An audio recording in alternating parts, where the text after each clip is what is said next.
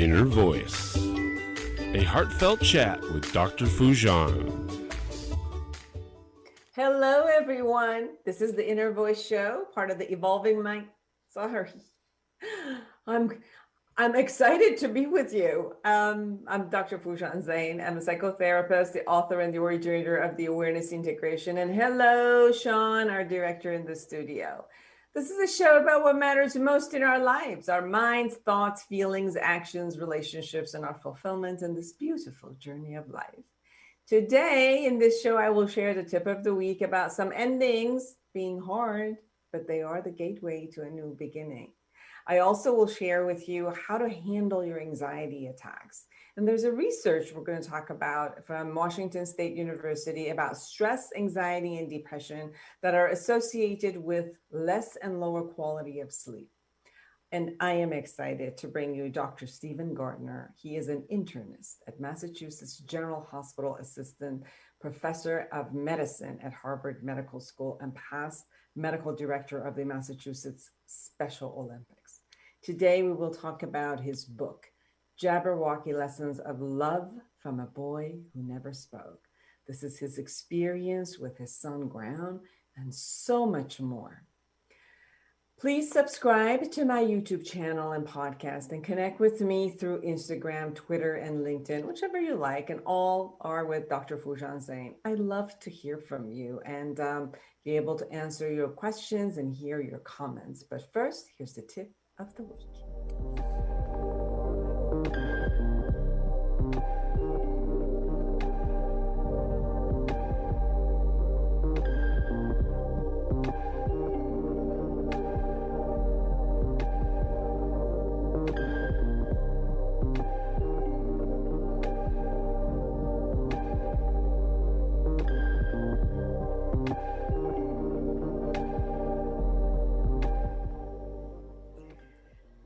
Here's the tip of the week. What is it about facing endings that jolts us into a re-evaluation of the past and the future? I've been talking to clients and colleagues about facing endings this week. Facing ending their career, moving on to retirement, facing getting a divorce, and ending their commitment to their marriage, facing ending being a stay-at-home mom due to all children moving to college, facing closing a business that has not been fruitful, and so on. It doesn't matter if the ending of a phase of life is due to a natural positive growth or it is due to a disruptive negative consequence. There's still a common process. Some resist the process and go through it with anxiety and agitation, while some go through it as an observation, what was and what is to become. As I spoke with someone who is facing retirement and shared reevaluating the vision of his future, the last 10 to 20 active years of his life, completing his responsibilities and going around the world, he no longer needed to consider anyone else. He saw it as his right to move on and do what he wants to do, whether his wife joined him or not. I spoke with a young woman who's getting a divorce. She shared the vision of herself as a powerful woman who wanted to be a great mother and reevaluated her fantasy about marriage and her criteria for decision-making prior to her first marriage. Talking to a man who wanted to close his business after several years as he reevaluated his myths about having a business and what he'll learn that he can use in his life. And the woman who, although her wish for her children was to be successful and launch from home, is coming through, is facing her identity as a mother ending while she has no idea who she is and who she will be.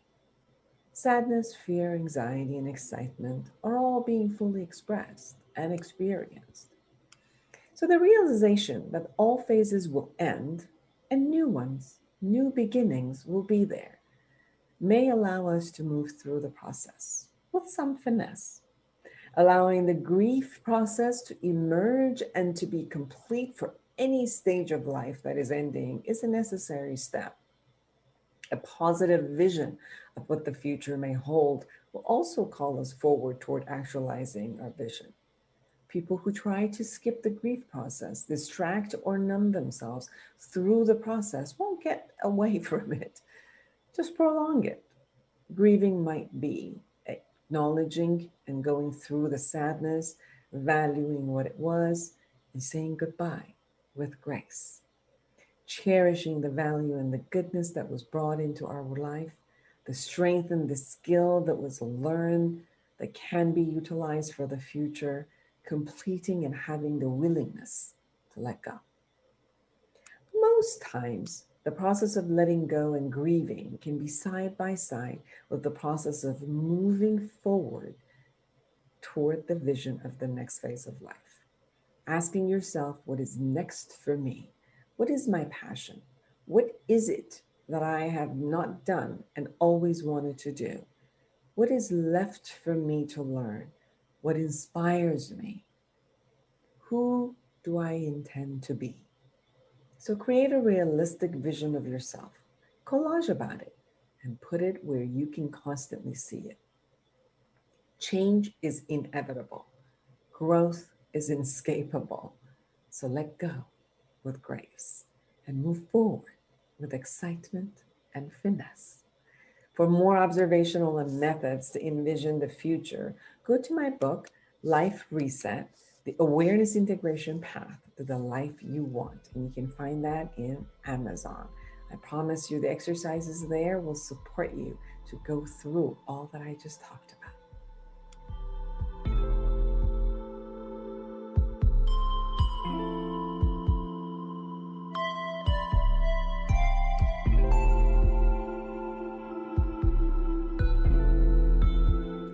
Well, some of you have been asking questions from me, so thank you. One of the questions that I got this past week is about someone writing that they do have anxiety attacks and almost panic attacks once or twice per year. And after that, they go into kind of a deep depression. So anxiety attacks come in because we have experiences of anxiety and about something, whether it's an unknown concept, whether we're anxious about the future, maybe we see things about our future that are only negative. We create a negative kind of a scenario in a film, let's say, that we direct in the future and it's all bad. Some people are in a space that they've been hiding something, withholding something, lying about something. They've done something that they think it's bad or wrong, and they're afraid that they're going to be caught. So there are very different reasons of why we would get anxiety. Anxiety is usually about either a negative unknown in the future or an unknown concept in the future, whether it's just the plain unknown or we put a slant of what if the worst thing that is can happen, and we put it and we kind of like contribute it, have an assumption about it in the future, something that hasn't really happened right now. When we have that throughout the day, our body goes through a reaction. And after a while, it just becomes hypervigilant toward anything that is stressful and it's unknown. Usually, as this attacks get higher and higher, people also have experiences of shortened breath. They think they can't really breathe. They might have something in their throat, like a lump in their throat. And then it turns out, oh my God, what's wrong with me? I might die. And that's usually when it turns into like a panic attack. And then afterward, if it turns out to be that they're going into a depressive state, most of the time, whatever's going on in their life, they feel powerless against it, helpless against it, and hopeless against it. And therefore, from there, they go into a level of depression and a sadness about what to do. Because if you're hopeless and helpless, you just sit in that space until the next level of anxiety attacks show up.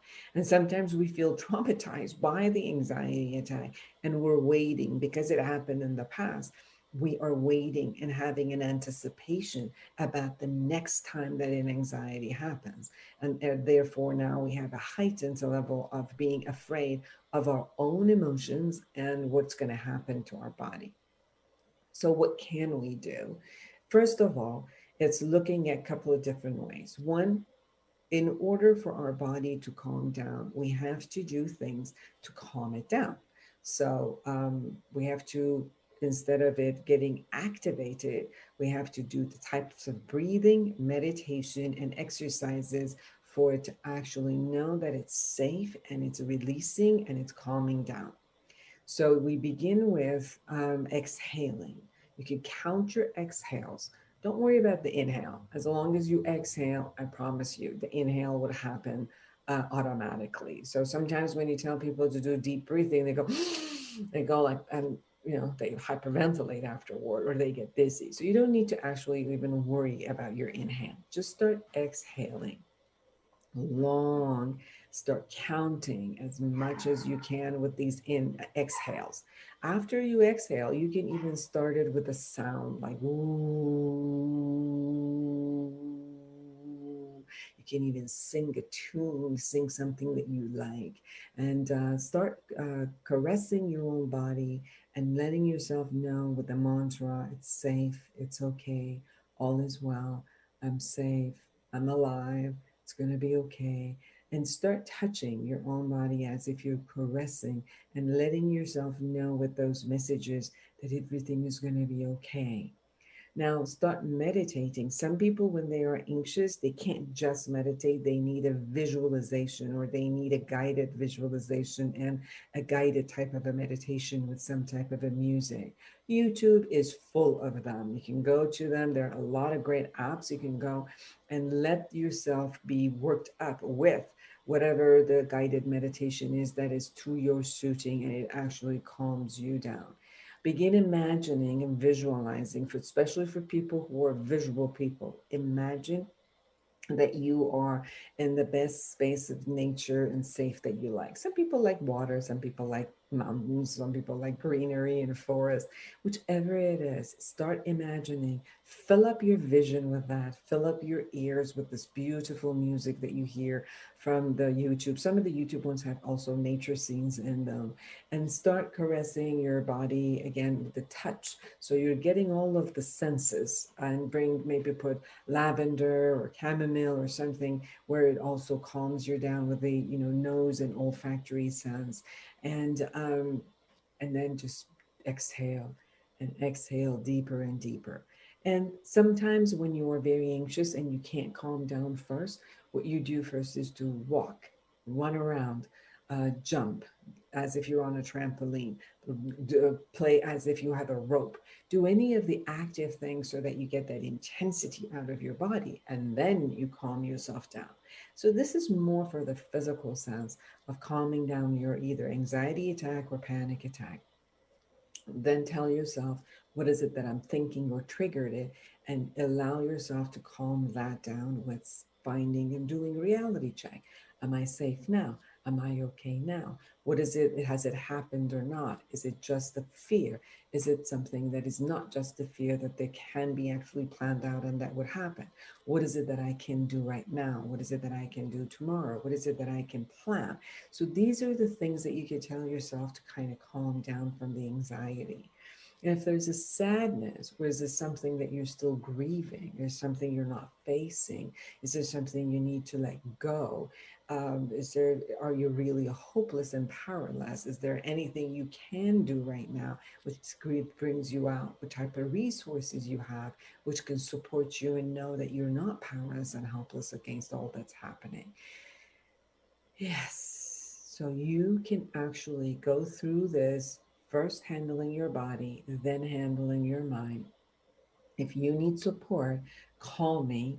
Call any therapist or coach that is out there that have experience in anxieties and depression, and they can support you with giving you tools in how to handle the things that are right there in the surface, and to work behind the surface also. What are some of the thought process that are showing up from your subconscious?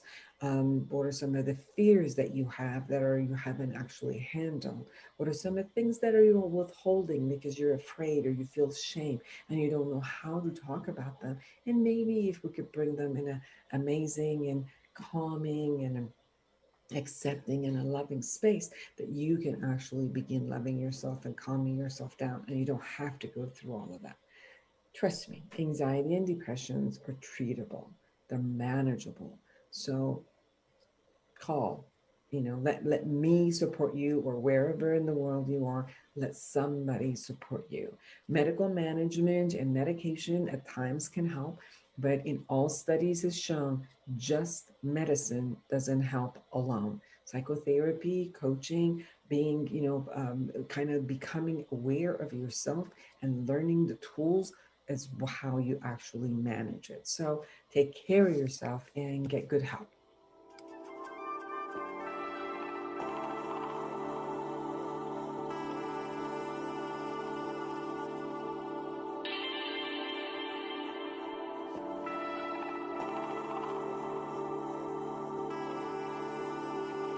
So many people likely lost sleep over COVID-19. A study of twins led by Washington State University researchers, which was also published in Frontiers in Neuroscience, found that stress, anxiety, and depression during the first weeks of the pandemic were associated with less and lower quality of sleep. In a survey of more than 900 twins taken shortly after COVID-19 lockdown measures began, about half of the respondents reported no change in their sleep patterns, but around a third, 32.9%, reported decreased sleep. Another 29.8% reported sleeping more. In the analysis, the researchers found that any change in sleep was connected to self-reported mental health issues, though it was more strongly associated with decreased sleep. The results show that deviation from your typical sleep behavior may be associated with depression, anxiety, and stress. Scientists emphasize that this showed a connection, not a cause, but the study supports previous research that has found a two-way relationship between disrupted sleep patterns and poor mental health. In other words, when people don't sleep well, they're more likely to feel stress, anxiety, and depression. And when they're dealing with the same problems, they are more likely to sleep less and sometimes more than the typical 6 to 9 hours a night. The study analyzes surveys and responses collected between March 26th and April 5th, 2020, from participants in the Washington State Twin Registries. Since then, the same group has answered 3 other waves of survey questions. Researchers are particularly interested in studying twins so they can investigate whether associations mediated by genetic factors, shared environment, or both. The pandemic also offers an opportunity for a natural experiment to see how the stressful situations affect sleep amount and quality among individuals in the community. So this part is really interesting, that even if your cell phone says you consistently sleep 8 hours every day, you may feel that you slept less or slept poorly. And that may be the link to stressful or anxious feeling. It may not matter whether or not the actual numbers changed. It's how you feel that is associated with your mental health. So the Washington University researchers have also conducted the twin studies on COVID-19 lockdown effects of alcohol use, of pandemic stress, and exercise. These have all been initial studies taken on early stages of the pandemic and associated social distancing measures. Scientists are all still analyzing those results, and but they're starting to see a common theme, a pattern that is consistent across 3 studies, that people who reported change in physical exercise, alcohol use, or sleep are more stressed, anxious, or depressed than those who said that they had no changes. And that makes a lot of sense from the other side too, because the signs of depression and anxiety is either more sleep or less sleep, or eating more or eating less. So there's definitely a change that happens from a regular concept. And you can also imagine if somebody has stress and anxiety, that it will affect their sleep. So that's the research kind of shows us from another angle in what we have known about the stress, anxiety, and depression, and how these are related. And the consumption of alcohol and drugs have really skyrocketed at the time of pandemic.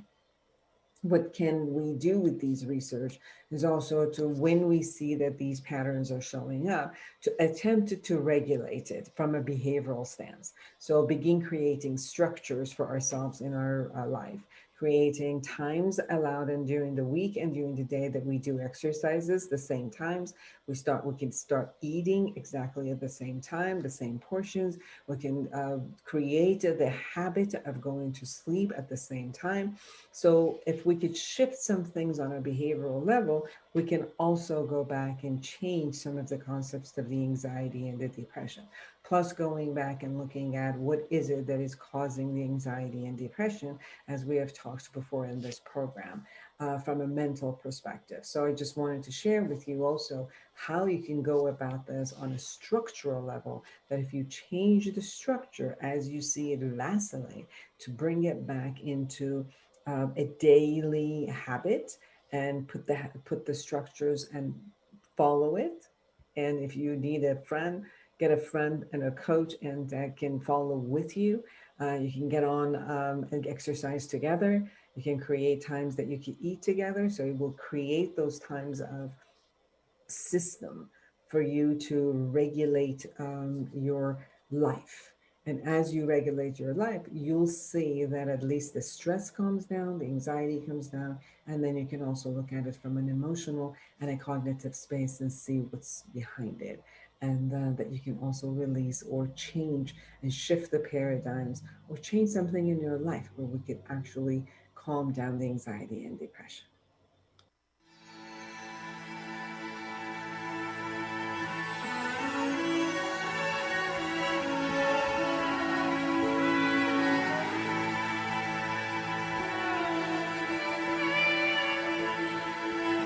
Welcome back, everyone.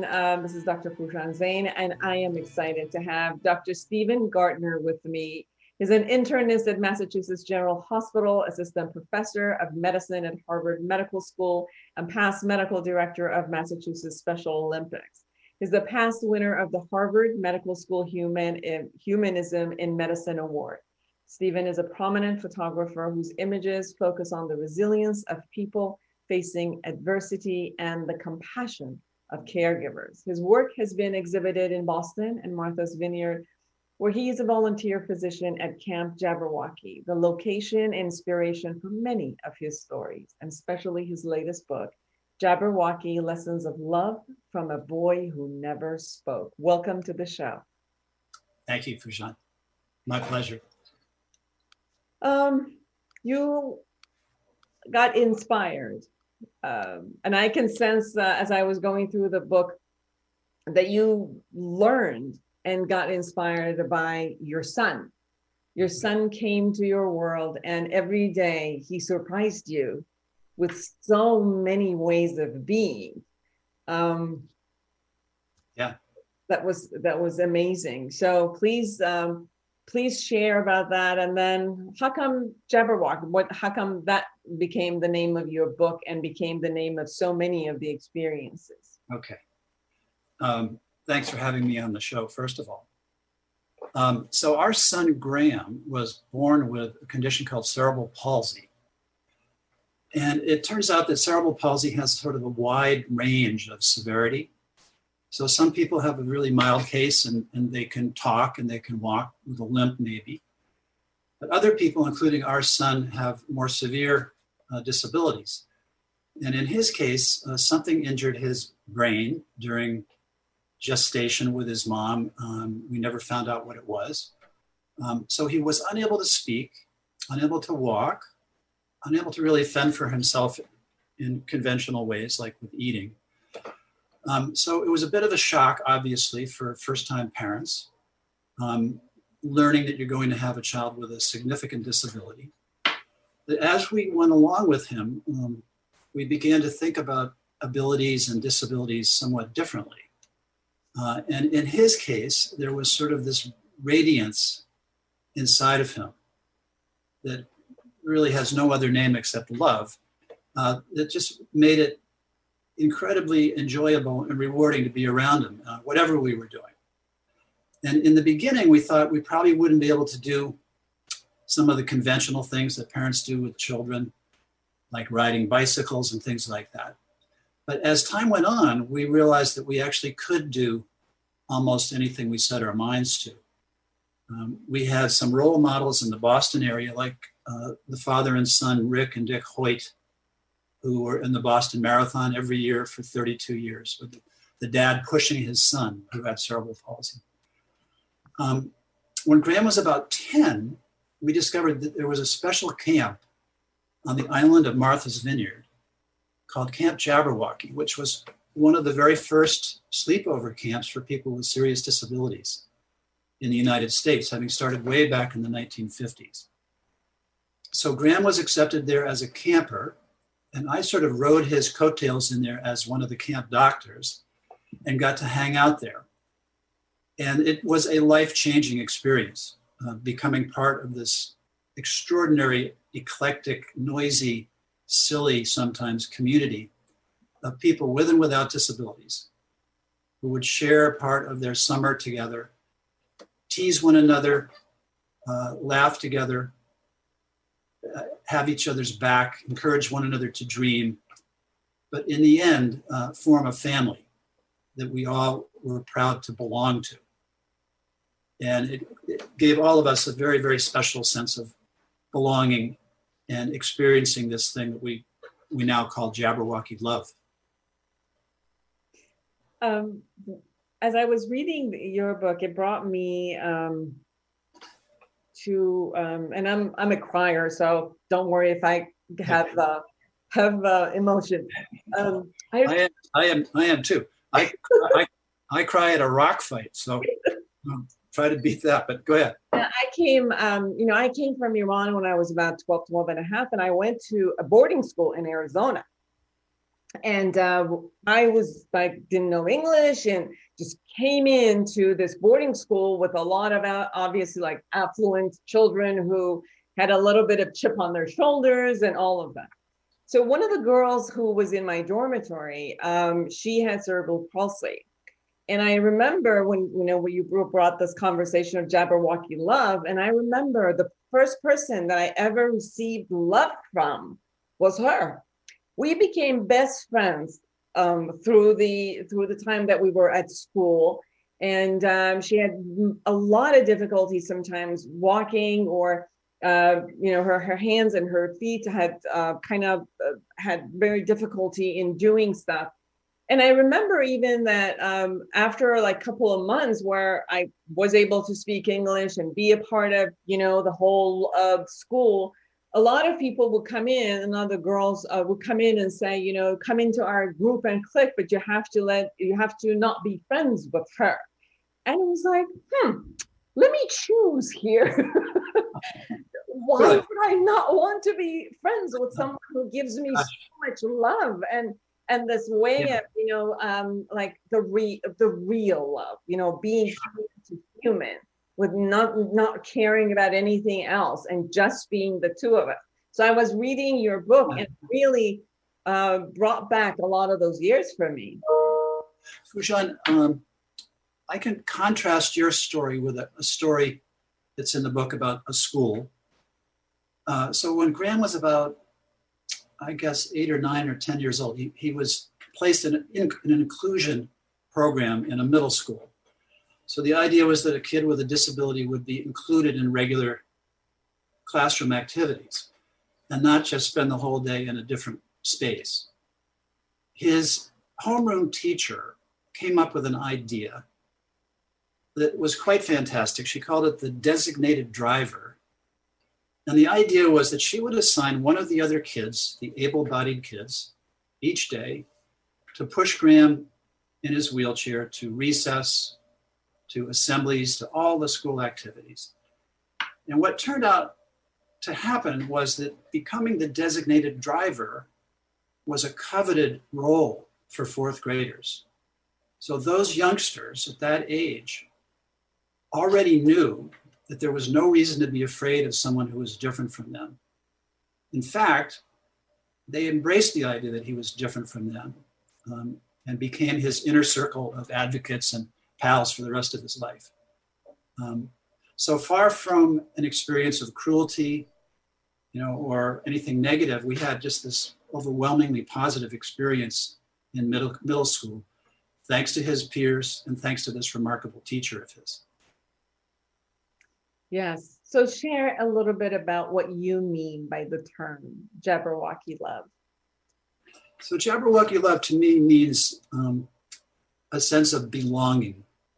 There was a writer, Marina Keegan, who used the term the opposite of loneliness.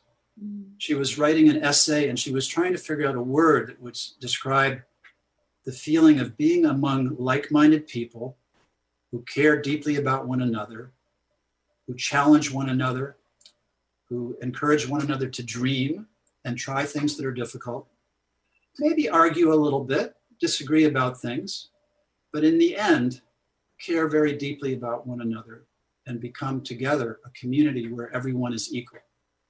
And in that community, whatever a person can do is welcomed. And whatever they can do, they're considered to be contributing equally to the community and to the family. So I think we all want that feeling of being part of something. We all want that sense of the opposite of loneliness. We want to be in this environment where we're essentially all one family.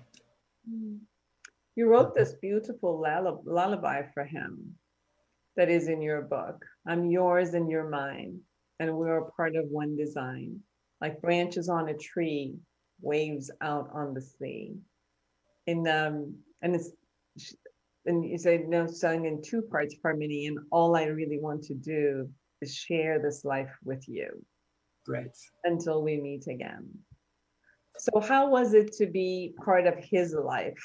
What did he teach you as you were moving forward, and Cynthia, your wife? So I think being around Graham simply taught us to have open hearts and open minds when we meet people, whoever they are, and to really embrace differences that we have, rather than the opposite that's typically happening in our culture right now, where we tend to be polarizing and suspicious of one another in some cases. So just the notion that we're all in this together. We don't leave anybody on the side of the road. We bring everyone along for the journey, for the experience of life. And we all have something to offer. We all have something to receive. One of my patients told me that even the poorest person in the world has something to offer, and the richest has something to receive. So that's also, I think, a part of the Jabberwocky philosophy. It seems like there's different priorities in our life, and different times in our life we choose those different priorities. And sometimes when you're stripped away from some abilities, let's say, or some opportunities, it is very, it's interesting how we cherish the opportunities that we have, and how we extend those opportunities in that way.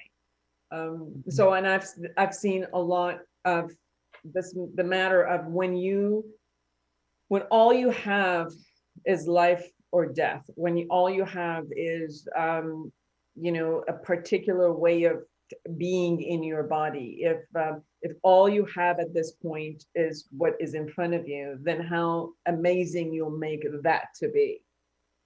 Yeah. I don't know if that made any sense. I think it made sense. So with Graham, I think we discovered just being together was joyful. We didn't have to be riding bicycles. In the end, it turned out we could ride bicycles. We found ways to do that. And we found ways to ski even on the snow. But underneath that was the sense that even if we were at home, listening to music, sitting in front of a fire in the wintertime, just being together was enough. And condensing everything down, it just meant that we were experiencing the love of a child and his parents. His mom was equally remarkable and equally strong and amazing as a mom, and responsible for a lot of things, good things that happened to So that love was what it really came down to, learning to just be together and enjoy the presence of this moment being together. In your book, you say God was the first one to cry. Can you share a bit about that? Yeah. When Graham was 10, he got very sick and had to be in the ICU at Children's Hospital.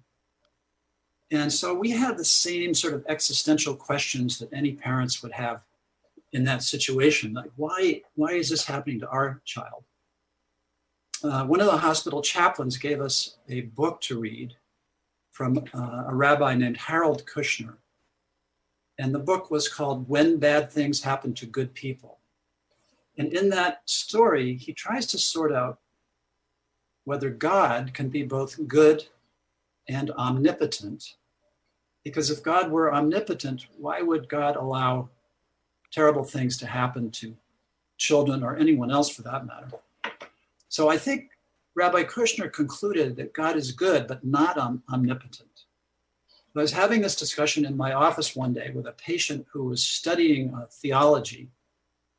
And I hit him with that question about, can God be good and omnipotent? We talked about it for a while. But about 3 days later, I got a letter at home from him. And it simply said, "Dear Dr. Gardner, I want you to know that I feel that when Graham passed away, God was the first one to cry." Mm-hmm. So I agree with Rabbi Kushner. I think the goodness of God is present in the love that's around us. And the people who rally when we're facing adversity. But God does not want terrible things to happen to anybody. Right. Yeah. You decided to share your experience and Graham's experience in this book. You're a physician. You work with illnesses all day, and you also had your own personal experience with your son. What was the reason you decided that you wanted to share this? What were the points that you wanted the world to know, and how do you think the world needed this book now? So when Graham passed away, which was about 10 years ago, his mom and I were somewhat surprised when we started receiving a lot of condolence cards. Specifically, I think it came out to be 750 condolence cards. And we realized that there was something about this boy who never spoke that was reaching people beyond his family, even beyond our friends and neighbors.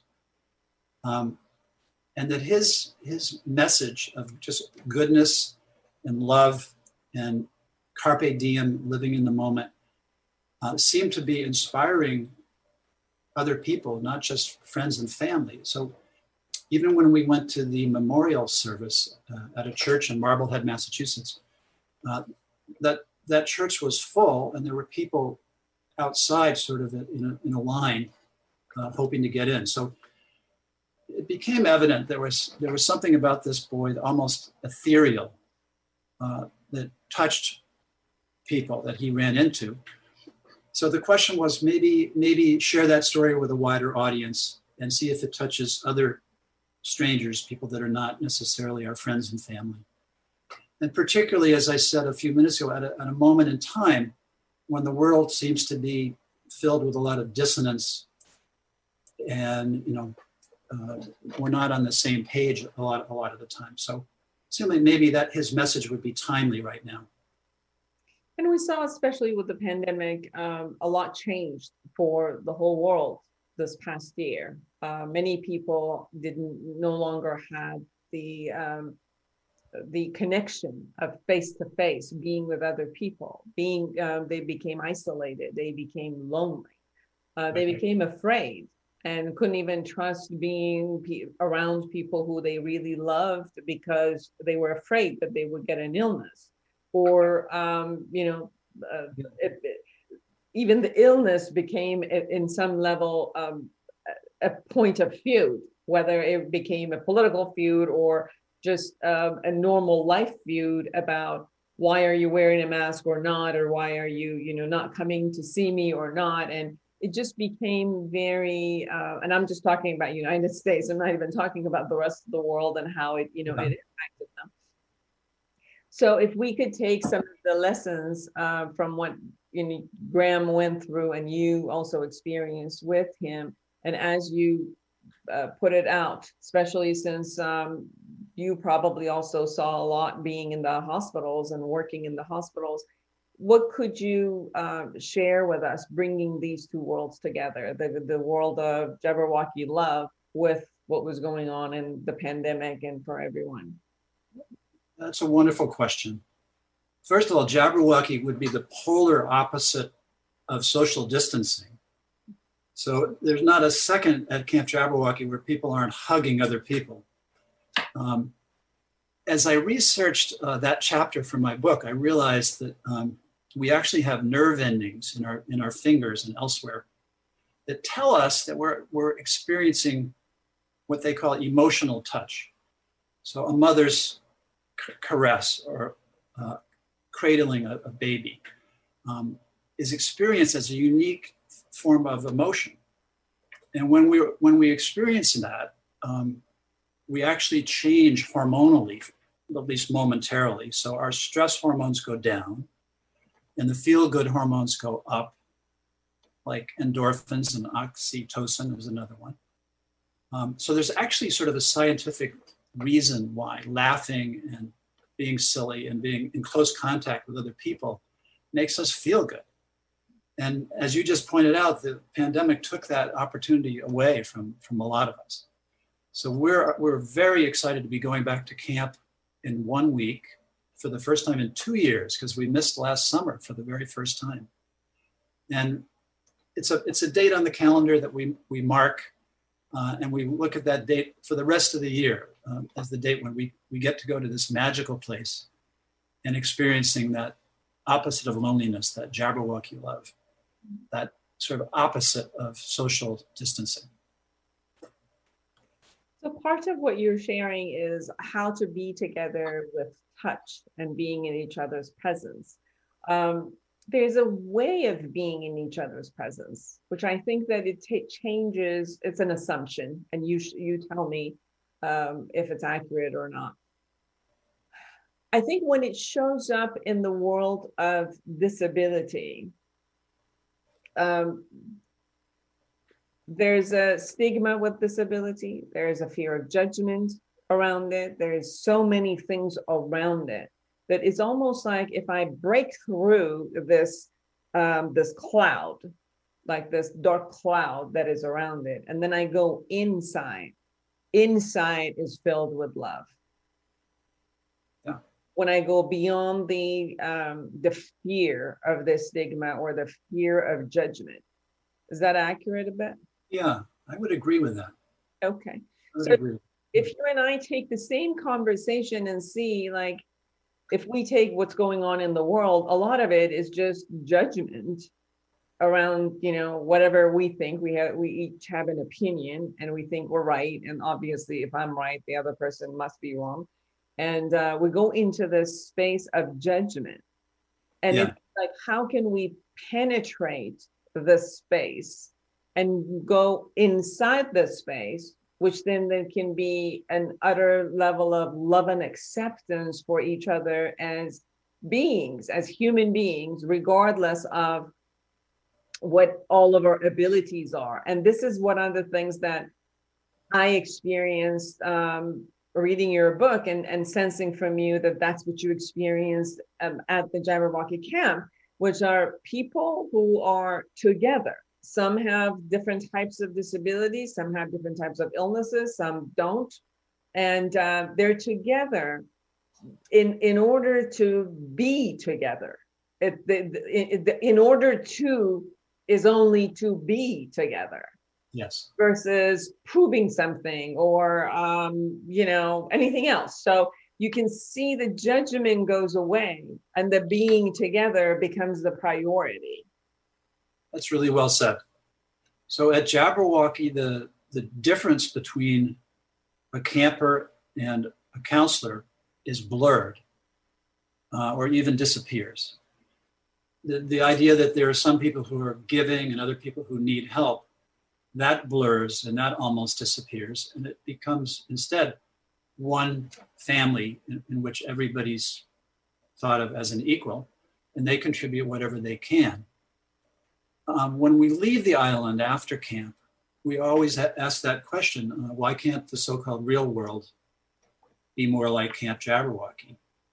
And that's a tough question. It's beyond my level of expertise to answer a question like that. But I know that those of us who've been touched by Camp Jabberwocky, both the campers and all the volunteers, will leave the island at the end of the summer with a nugget of that dream inside of us. The dream that people can live together as a family, can celebrate their differences, can have open hearts and minds. And as we leave the island, we have the wherewithal to take that nugget of feeling with us back home, wherever we came from, and hopefully not let the real world sort of beat it out of us in the weeks and months that follow. So that's sort of, I guess you could say, the ripple effect of a magical place. The butterfly flapping its wings.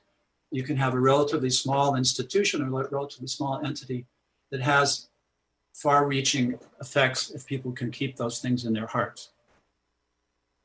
I remember, for example, going to India to an ashram at one point, and this place was not necessarily a religious, like attached to any type of a religious foundation. Although it was for Brahma Kumaris, but it was more like conversation was about just love and acceptance and higher wisdom. And it was like 10,000 people there at one point. And what you got from them is people from all walks of life, all types of, background who were there. But they were there to interact with each other as human beings. And a lot of the other pieces were not necessarily relevant in the time that they were there. So obviously in real life, a lot of other stuff will become relevant because of our roles. Like we have a role, you have a role in the hospital as a physician. I have a role as a psychotherapist in, my practice and different places.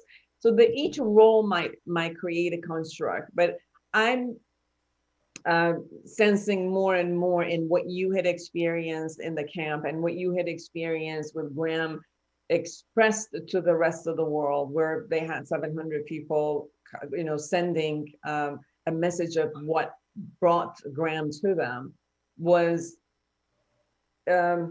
concentrating on who he was and what he could offer in that moment with another human being, without all the other kind of constructs of the roles, although roles need to be there. But it seemed like that would be the light, that would be the essence. And then the conversation would be, how can we flourish that essence? When I first went to Jabberwocky, which was 25 years ago, I had already been a doctor for a while. So I'd been surrounded by kind-hearted nurses and doctors and therapists of all kinds for years. But when I arrived at Jabberwocky and looked around at what I saw among the volunteers who were counselors for the campers, I was actually stunned, even though I'd been a witness to kindness and compassion throughout my adult life. But when I saw a 15-year-old girl from the island who seemed to be able to take care of a completely disabled adult 24 hours a day without any problem and with nothing but laughter and smiles, that really caused me to step back and take notice. And I began to think that people behave that way, passionately, compassionately, because of what they've seen in their lives. So in this case, this young woman had seen her older sister, 3 or 4 years older, as a full camp counselor, and come over and hung around a camp for a few days at a time and watched her older sister in action, demonstrating that fantastic combination of smarts, compassion, and humor. And so naturally, the youngster wanted to be like her older sister.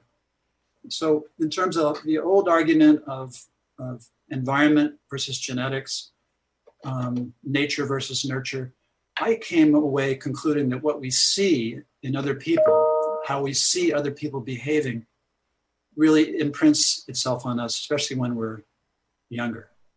And we become, in a way, we become what we see.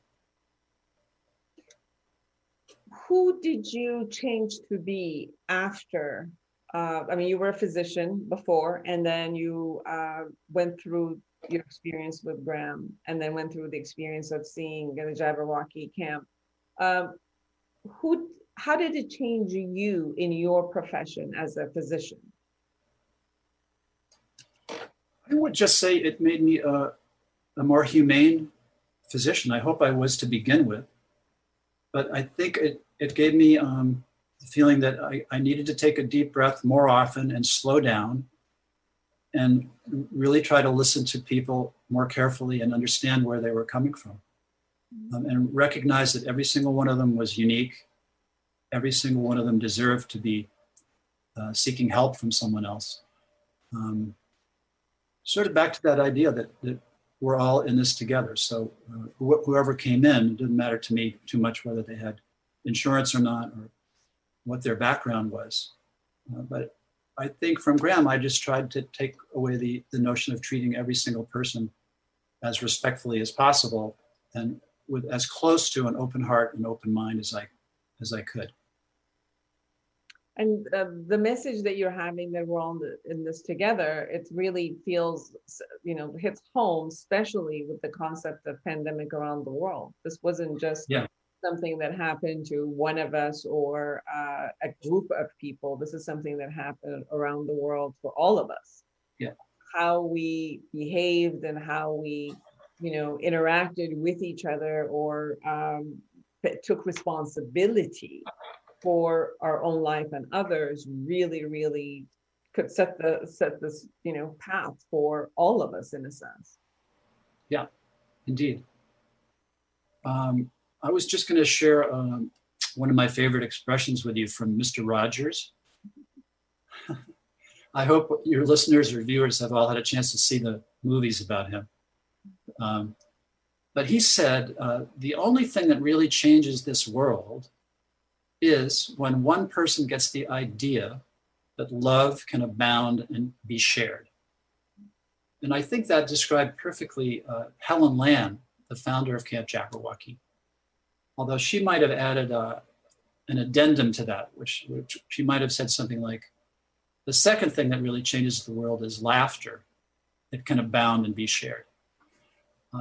So that ethos, that philosophy is prevalent in a lot of places, but it sort of gets buried sometimes under, the day-to-day frantic nature of our lives.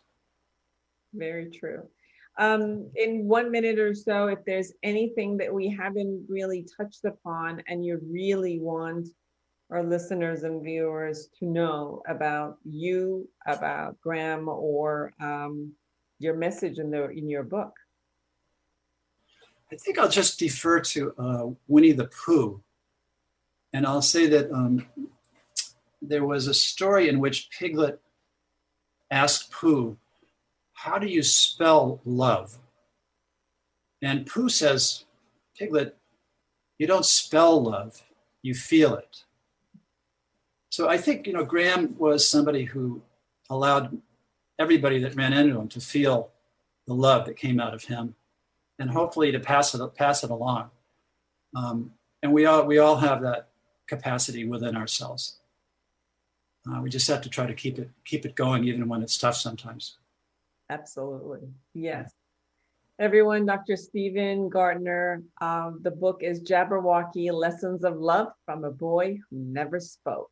And you can find the book at jabberwockybook.com or Amazon and anywhere else that the books are there. Thank you so much for the opportunity. And I love the book, and I hope, and I know, it's not a hope, I know that anyone who reads this book, the first thing that it does, it touches your heart and it touches your inner being. And this is what Graham has given you and everyone around. And thank you for sharing it with everyone else in the world. Foojan, thank you for having me on. It's my pleasure. Take good care of yourself. And for all of you who are out there, create an amazing world for yourself and everyone around you. And until next week, bye-bye.